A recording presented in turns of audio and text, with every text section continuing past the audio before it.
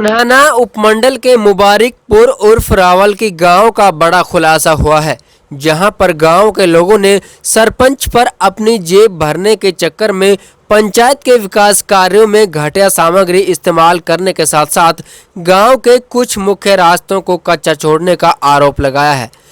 ग्रामीणों का आरोप है कि फिरनी से लेकर शमशान घाट तक के रास्ते को जानबूझकर सरपंच द्वारा कच्चा छोड़ा गया है। आरोप है कि शमशान घाट में भी सरपंच द्वारा कोई काम नहीं कराया गया। रावल की गांव के लोगों ने बताया कि पुन्हाना सचिवालय में उनके गांव की पंचायत जमीन दी गई थी, जिसकी एवज में करोड़ों रुपए की एफडी पंचायत के नाम कराई गई थी, जिसे सरपंच ने समय से पहले ही अधिकारियों से सांठ-गांठ करके तोड़ दिया और एफडी के सभी पैसों को पंचायत में लगाने के बजाय खुद सरपंच हजम कर गया। आरोप है कि सरपंच द्वारा किए गए करोड़ों के गबन की वह बीडीओ, एसडीएम से लेकर डीसी तक शिकायत कर चुके हैं, जहां से सरपंच को दोषी भी ठहरा दिया गया है, लेकिन इसके बावजूद भी सरपंच के खिलाफ कोई कार्रवाई नहीं की गई है।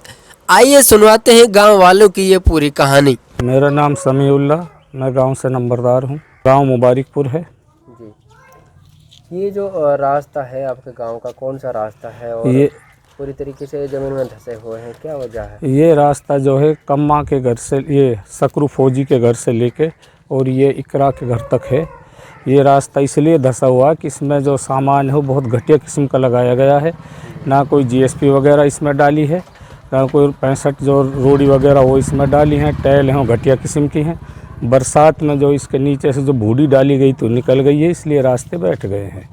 इनमें जमकर धांधलबाजी हुई है। ठेकेदार और सरपंच की मिलीभगत से ये सब हुआ है और इसमें पंचायत सेक्रेटरी तक इन्वॉल्व हैं इसमें। अभी 1 साल हुए हैं और अभी इसको बंधे हुए 1 साल भी पूरा नहीं हुआ है।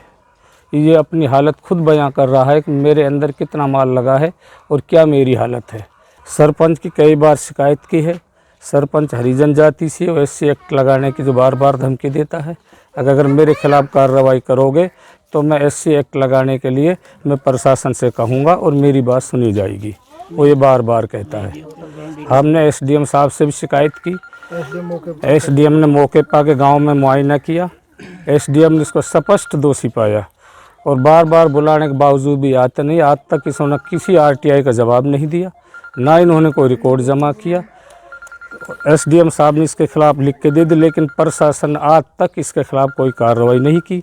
एक डीडीपीओ ऑफिस है, उसका एक रीडर है, वो हमारी फाइल को दबा के बैठ जाता है। एक दरखास्त कोई भी हम दरखास्त देते हैं तो वहाँ डीडीपीओ ऑफिस से नहीं निकलती, वहाँ बार बार चक्कर काटते हैं, तब जाके कोई बात आती है। 6 महीनों वैसे घुमा देता है वो कई बार। क्या है इस तरीके से आप बार बार शिकायतबाजी कर रहे हैं, सुनवाई नहीं हो रही? हाँ, इस वजह से सब आपस में मिले हैं। पंचायत सेक्रेटरी, सरपंच और डीडीपीओ का रीडर, एक मुनीस नाम का एक रीडर है, वो मिले हुए हैं आपस में।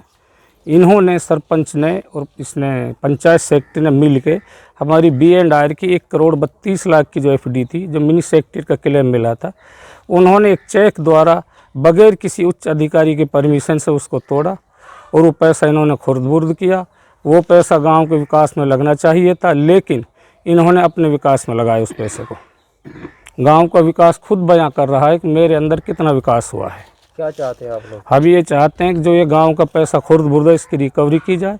सरपंच और सेक्रेटरी और जो भी इसमें मिले हुए इन्वॉल्व हैं, सबके खिलाफ कानूनी कार्रवाई की जाए और इनसे रिकवरी की जाए, इनके खिलाफ मुकदमा दर्ज किया जाए।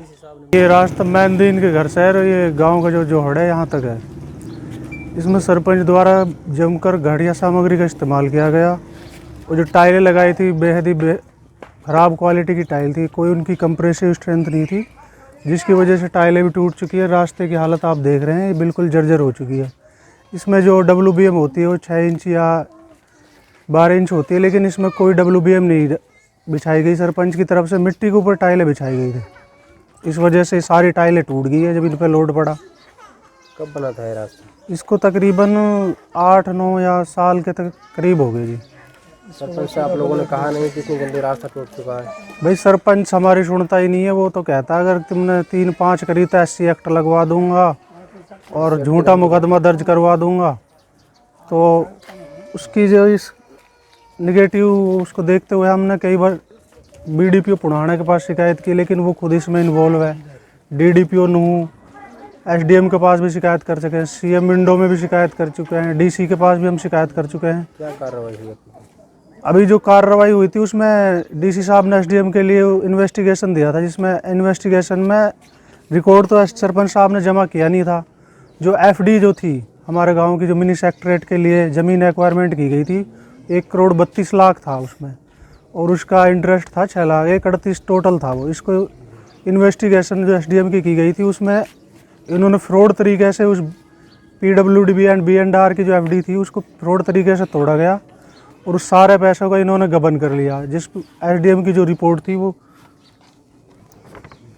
और रिकॉर्ड अभी तक इसने जमा नहीं किया है। इसको मतलब एक आध 50 नोटिस दे दिए हैं एसडीएम ने, बीडीपीओ ने, डीसी ने, लेकिन इसका राजनीतिक जो प्रेशर है उसकी वजह से अभी तक इसके खिलाफ कोई कार्रवाई नहीं कर पा रहे हैं। ना ही डीसी कर पा रहे हैं, ना ही डीडीपीओ नूह कर पा रहे हैं।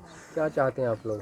बस हम ये चाहते हैं, इसने जो पैसों का गबन किया है, जो मिनी सेक्रेटरीट के लिए ज़मीन एक्वायरमेंट की गई थी, और भी जो गवर्नमेंट, सेंट्रल गवर्नमेंट गांव के लिए अलग पैसा देती है, हरियाणा गवर्नमेंट की तरफ से अलग पैसा आता है, लेकिन इसने तो जो गांव की ज़मीन थी उसके पैसे को ये गबन कर गया। उसके एक पैसा इन्होंने विकास में नहीं लगाया। उसकी साफ एसडीएम ने ये रिपोर्ट जो है, बिल्कुल ये आप देख सकते हैं, उसमें सारा पैसा इसने गबन किया है।